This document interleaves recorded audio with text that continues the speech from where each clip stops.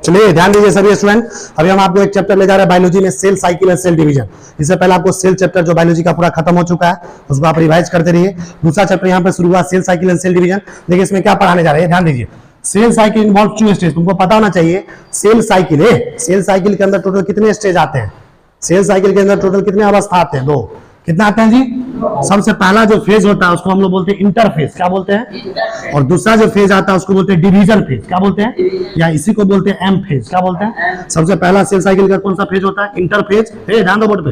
दूसरा कौन सा फेज होता है? डिवीजन फेज, इसको हम लोग क्या बोलते हैं? M phase. अब आगे देखिए, इंटरफेज किसको बोलते हैं? इसका कल एक डायग्राम बनाएंगे आपको, डायग्राम कल के क्लास में। देखो इधर, interphase is a phase between 2 successive M phase, मतलब 2 लगातार आने वाले डिवीजन फेज। एम फेज मतलब डिवीजन फेज, 2 लगातार आने वाले डिवीजन फेज के बीच का जो फेज होता है उसी को बोलते हैं इंटरफेज। देखो क्या लिखा, interphase is a phase between 2 successive M phase, 2 लगातार आने वाले डिवीजन फेज के बीच में एक फेज आता है जिसको हम लोग क्या बोलते हैं? इंटरफेज। क्या बोलते हैं? कैसे आता है बताएंगे।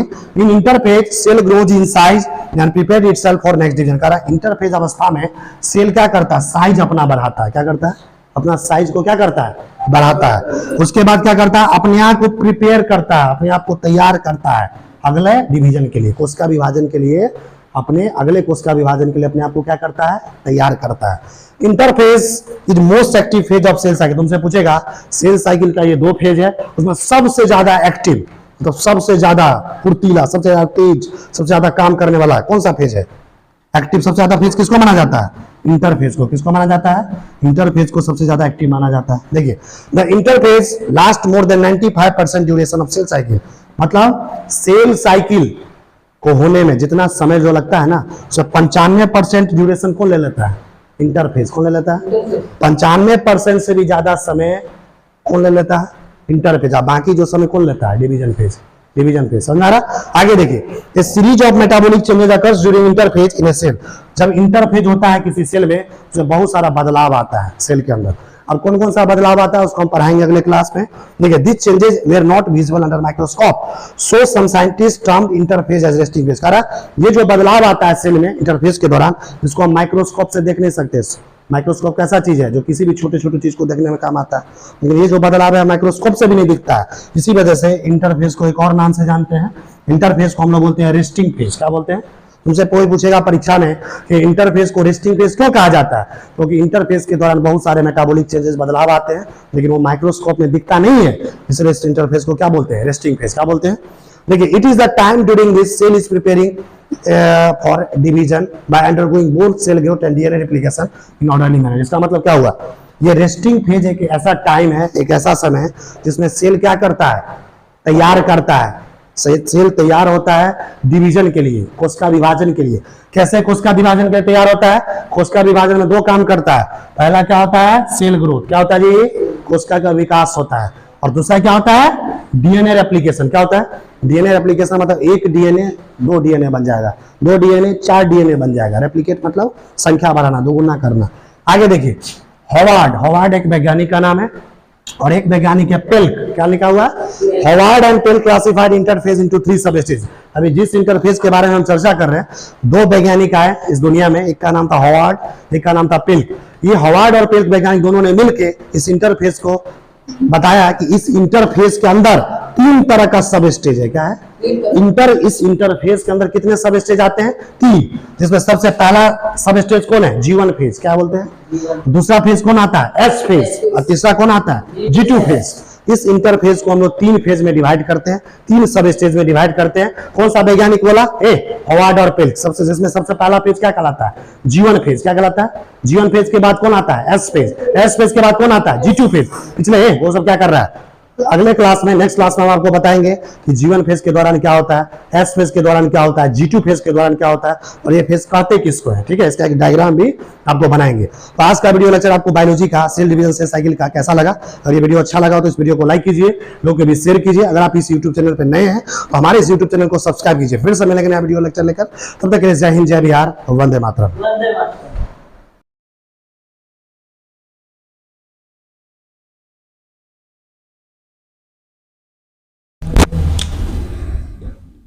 इधर हम आपको देखिए, अभी हम आपको ले चल रहे हैं बायोलॉजी क्लास में। बायोलॉजी क्लास में आपको 11वीं क्लास का ये बैच है। आपको जानकारी के लिए बता दें, बायोलॉजी में टोटल आज से 1 साल पहले 22 चैप्टर पढ़ना था 11वीं क्लास में, ठीक है, सिलेबस था। उसमें इस बार क्या किया, 3 चैप्टर हटा दिया गया। तुमको और सुविधा होगा कि 3 चैप्टर आप जिंदगी में कभी पढ़ना ही नहीं है, तो 22 में से 3 हटा दो, बच जाता 19। केवल 19 चैप्टर आपको पढ़ना है पूरे 11वीं में। 11वीं क्लास इसका मजबूत हो गया, 12वीं में धनाधर हो जाएगा। 12वीं के लिए टेंशन मत लो, 12वीं क्लास के लिए 1% नहीं टेंशन लेना। जो बच्चा सोचता होगा कि हम 11वीं से 12वीं जाएंगे, बोर्ड का तैयारी करेंगे, बहुत भारी होगा, ऐसा कोई भारी भरकम सब 11वीं में मिलेगा। जो बच्चा 11वीं जितना मजेदार से पढ़ लेता है, जितना मेहनत कर लेता है, 12वीं उसके लिए बहुत ही आसान हो जाता है। 12वीं में एकदम आसान रहेगा, आसान, सानों में महान आसान। बस 11वीं तुम मजबूत कर लो। 11वीं जो बोलते हैं पी लिया क्लास, फिर 12वीं देखो मजा ही आएगा पढ़ने में। जो 1 साल इसमें मेहनत करेगा, 12वीं उसको बहुत आसान लगेगा।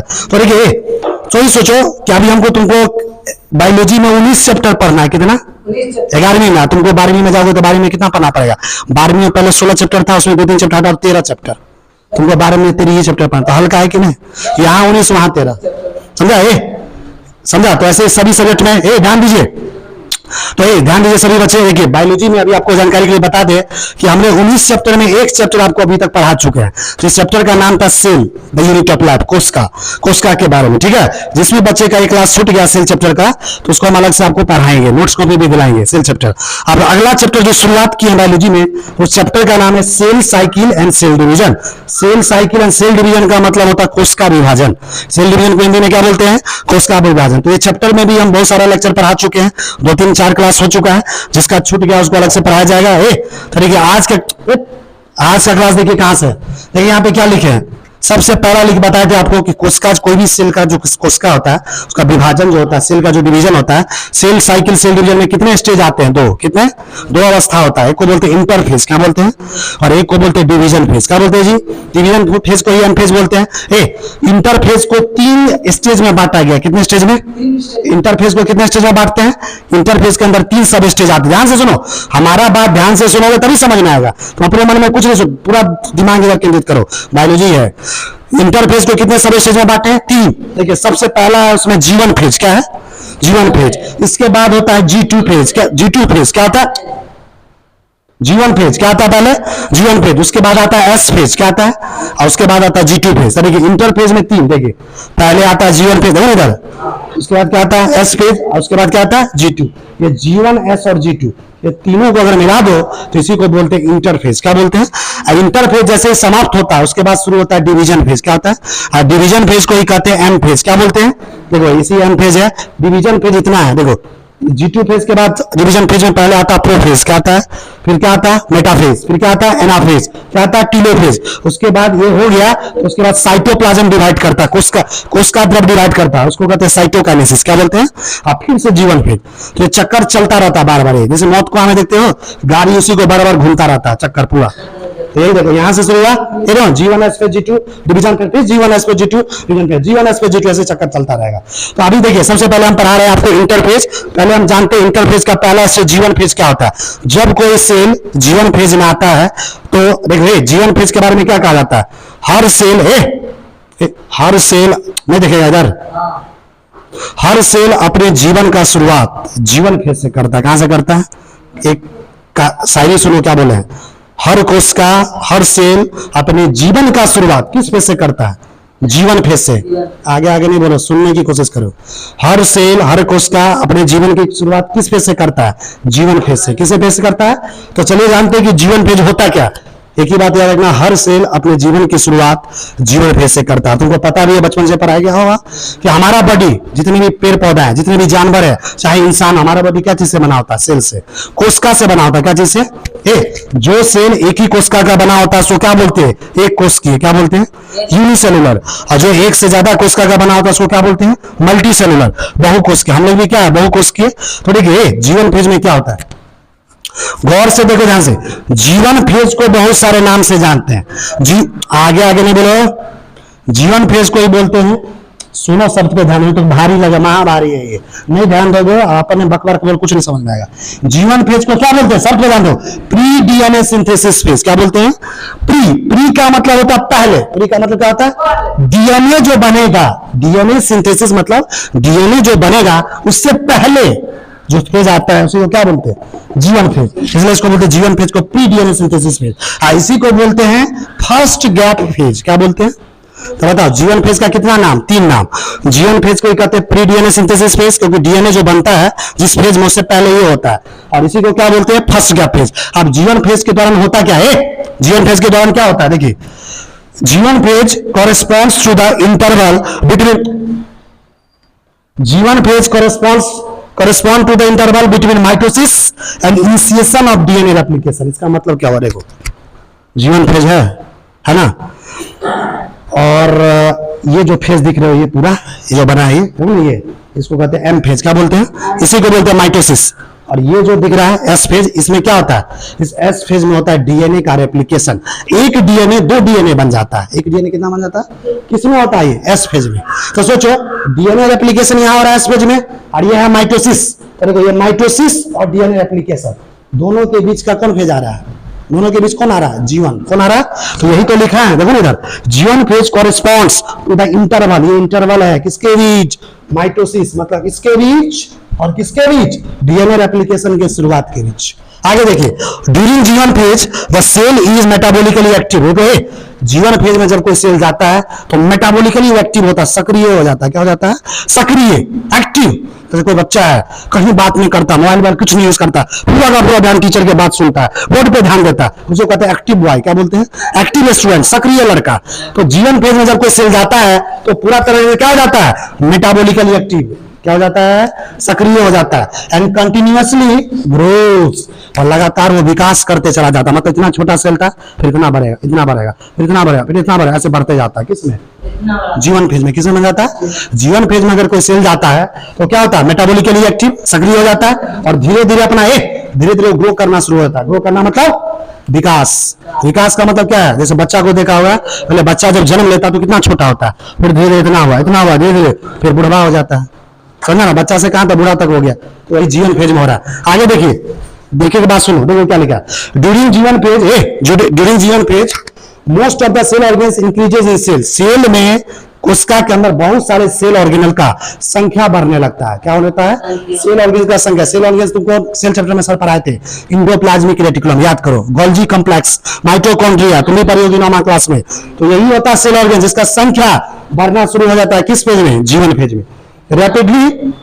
Rapidly synthesize different types of RNA and protein. और G1 फेज में अलग अलग तरह का आरएनए मॉलिक्यूल बनना शुरू हो जाता है, अलग अलग तरह का प्रोटीन बनना शुरू हो जाता है। समझ में आ रहा, आगे देखिए, due to availability of protein synthesis of new protoplasm take place in cell. और चूंकि प्रोटीन बन जाता है G1 फेज में, तो प्रोटीन के उपस्थिति के कारण नए प्रोटोप्लाज्म भी बन जाता है। नए प्रोटोप्लाज्म भी, प्रोटोप्लाज्म किसको बोलते हैं, साइटोप्लाज्म और न्यूक्लियस को मिला के, कोशिका द्रव और केंद्रक को मिला के कहा जाता है प्रोटोप्लाज्म। सेल का एक नया प्रोटोप्लाज्म बन जाता है, and starts growing in size. और सेल जो है साइज में ग्रो करना शुरू हो जाता है। मतलब अब इतना था, इतना हुआ, इतना हुआ, इतना हुआ, इतना होगा, क्योंकि उसके अंदर प्रोटीन आ गया, प्रोटोप्लाज्म आ गया, आरएनए आ गया, सीधे साइज बढ़ा लेगा। यहां देखो, लास्ट पॉइंट काफी इंपोर्टेंट, देखो इधर, cell growth maximum in G1 stage. करेगा कि कौन ऐसा स्टेज है इंटरफेस का जिसमें सेल अपना साइज सबसे ज्यादा बढ़ा लेता है, सबसे ज्यादा, मैक्सिमम मतलब बहुत ज्यादा, इसमें G1 स्टेज में। किसमें बढ़ा लेता है, समझ आ रहा था, परीक्षा में बस इतना ही, यही सब चीज तो दिमाग में रहना चाहिए। फिर चलिए एक शॉर्ट समरी बताते हैं कि G1 फेज में होता क्या है। G1 फेज में जब कोई सेल जाता है, पहले G1 फेज होता है क्या है, डीएनए रेप्लिकेशन और माइटोसिस के बीच का फेज होता है। G1 फेज में सेल जो जाता है मेटाबॉलिकली एक्टिव होता है, सक्रिय हो जाता है और अपना साइज बढ़ाना शुरू कर देता है। G1 फेज में क्या होता है, सेल ऑर्गेन का संख्या बढ़ने लगता है, प्रोटीन बन जाता है, आरएनए बन जाता है, फिर नया प्रोटोप्लाज्म बन जाता है, और सेल अपना संख्या लगातार बढ़ाने लगता है, क्योंकि उसके आसपास प्रोटीन हो गया है, आरएनए हो गया, और सबसे ज्यादा संख्या, मैक्सिमम साइज, मैक्सिमम मतलब हुआ ज्यादा से भी ज्यादा संख्या, कहेगा सेल का अपना साइज मैक्सिमम बढ़ा लेता है, ज्यादा से ज्यादा बढ़ाता है। किस स्टेज में, G1 स्टेज में। किस स्टेज में बढ़ा लेता है, परीक्षा में डायरेक्ट ऑब्जेक्टिव क्वेश्चन में पूछेगा। अब देखिए, G1 फेज जैसे ही समाप्त हुआ, सेल का साइज मान लो बढ़ गया, सेल का साइज बढ़ गया, अरे सेल का साइज बढ़ा, अब सेल का साइज जो बढ़ गया G1 फेज में, उसके बाद क्या होगा, जिस सेल का साइज बढ़ा उस सेल का अब होगा क्या, तो वो सेल अब G1 फेज से किस में चले आता है, S फेज में। G1 से कहां चला आता है, जिस सेल का साइज बढ़ गया था वो बढ़ा हुआ साइज वाला सेल कहां चला जाता है, G1 से किस में चला आता है। अब एस फेज में जब ये सेल आ गया था, उस एस फेज में होता क्या उस सेल का, तो इसको अगर आपको जानना है तो इसके लिए आपको नया वीडियो लेक्चर देखना पड़ेगा। नेक्स्ट क्लास में इसको डिस्कस करेंगे। तो एस फेज अगले क्लास में हमको पढ़ाएंगे। एस फेज को क्या बोलते हैं? DNA synthesis phase. क्या बोलते हैं? याद रख लो, एस फेज को क्या बोलते हैं? इस एस फेज में डीएनए बनता है। क्या बनता है? एस फेज में क्या बनता है? तुमको 9वें 10वां क्लास से बचपन से पढ़ाया गया होगा। हमारे केंद्रक के अंदर डीएनए होता है, माता पिता का गुण कुछ गुण बेटा बेटी में आ जाता है इसी डीएनए के थ्रू। वो डीएनए बनना किस फेज में शुरू होता है? एस फेज में। एस फेज में जब सेल जीएन फेज से चला गया, अब एस फेज में क्या होगा इसको हम आपको नेक्स्ट क्लास में डिस्कस करेंगे। फिलहाल एक डायग्राम आपके बोर्ड पे बनाया गया है, इस डायग्राम को थोड़ा समझाते हैं। देखिए, जीवन फेज है, पहले इंटरफेज आता है। इंटरफेज में सबसे पहले क्या आया? जीवन फेज के बाद क्या आता है? S phase. उसके बाद क्या आता है? G2 phase. और जैसे ही जी2 में गया तो अब इंटरफेज खत्म। इंटरफेज के बाद अब शुरू हो जाता है डिवीजन फेज, एन फेज। दो ही फेज होता है सेल का, सेल साइकिल का। देखो, अब इस डिवीजन फेज यानी एन फेज में याद करना है कौन कौन फेज आता है इसके अंदर। इसके अंदर कौन कौन फेज आता है? देखो, इसके लिए ट्रिक्स बता रहे हैं हमारे पास। एक पे ट्रिक्स है जो कोई टीचर नहीं बताएगा। ऐसा ऐसा ट्रिक्स बताएंगे कि ना भारी से भारी चीज 1 सेकंड में याद कर लेगा, गारंटी के साथ। अभी देखो कर करके दिखाते हैं। ये केमिस्ट्री में तो ऐसा ऐसा ट्रिक्स बताएंगे। अभी केमिस्ट्री धीरे धीरे चल रहा है, उसमें हर चैप्टर में ट्रिक्स। देखो जो जिंदगी में तुम सोचा भी नहीं होगा ऐसा ट्रिक्स। देखो कितना आसान ट्रिक्स है। देखो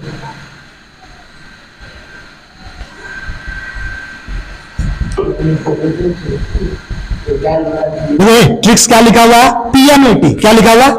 देखो, अभी जिस एग्जाम को तुम नीट बोलता है ना, अभी जिस एग्जाम को तुमने नीट बोलता है कि बायोलॉजी वाले बच्चे 12वीं पास करके नीट का परीक्षा देता है, और नीट को ऐसे लिखा जाता है NEET। नीट सुनो, नीट का पूरा नाम क्या होता है? National eligibility cum entrance test. ठीक है, और आज से नीट एग्जाम जब इसका नाम नहीं था, आज से 10 साल पहले चल जाओ, इसी एग्जाम का, इसी मेडिकल एग्जाम का नाम होता था AIPMT। क्या नाम होता था? All India pre medical test. इसी AIPMT से हमने एक ट्रिक्स ले लिया, PMT। क्या ले लिया? इसमें हम अपने जोड़ दिया ए, तो इसको बोल के PMAT। क्या बोलेंगे? क्या बोलेंगे? देखिए, PMAT ट्रिक्स क्या काम आएगा? देखो, P का मतलब क्या होगा? प्रोफेज। क्या होगा?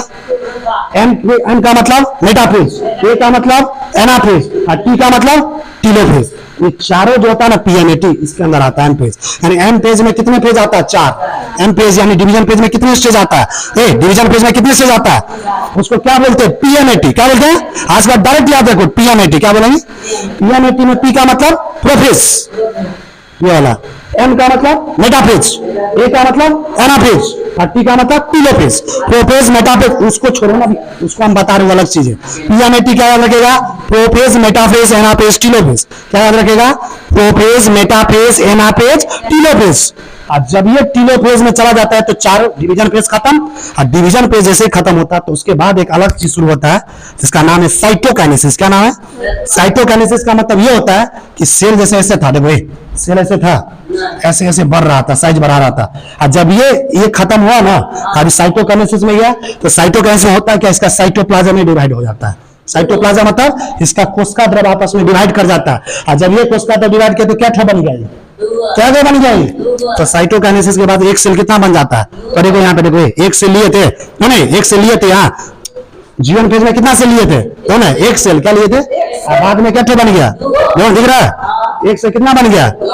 अरे यहाँ पे क्या लिखा है? डायग्राम क्या चीज का है? Cell cycle indicating formation of 2 cells from 1 cell. ये सेल साइकिल है जो दिखा रहा है डायग्राम के थ्रू, एक सेल से 2 सेल कैसे बनता है, एक सेल से 2 सेल। ये डायग्राम के थ्रू आपको परीक्षा में अगर पूछ दे कि डायग्राम बनाइए एक सेल से 2 सेल को बनाने वाला, ये वाला डायग्राम आप बना दीजिएगा। और इसको ट्रिक्स PMAT क्या करना है? समझ में आ रहा ना?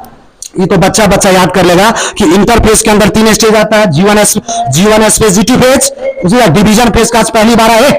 डिवीजन फेज का स्टेज को याद करने का हमने काफी शानदार ट्रिक्स बनाया है। उस ट्रिक्स का नाम है PMAT। क्या याद रखेगा? क्या याद रखेगा ट्रिक्स? PMAT। PMAT में P का मतलब क्या होगा? प्रोफेज। M का मतलब क्या होगा? मेटाफेज। P का मतलब प्रोफेज, M का मतलब मेटाफेज, A का मतलब एनाफेज, T का मतलब टीलोफेज। तो चलिए, आपका आज का वीडियो लेक्चर कैसा लगा? अगर आज का वीडियो लेक्चर आपको अच्छा लगा तो इस वीडियो को लाइक कीजिए, लोगों को भी शेयर कीजिए। अगर इस यूट्यूब चैनल पे नए हैं तो हमारे इस यूट्यूब चैनल को सब्सक्राइब कीजिए। तो फिर से मिलेंगे नया वीडियो लेक्चर लेकर, तब तक के लिए जय हिंद, जय बिहार।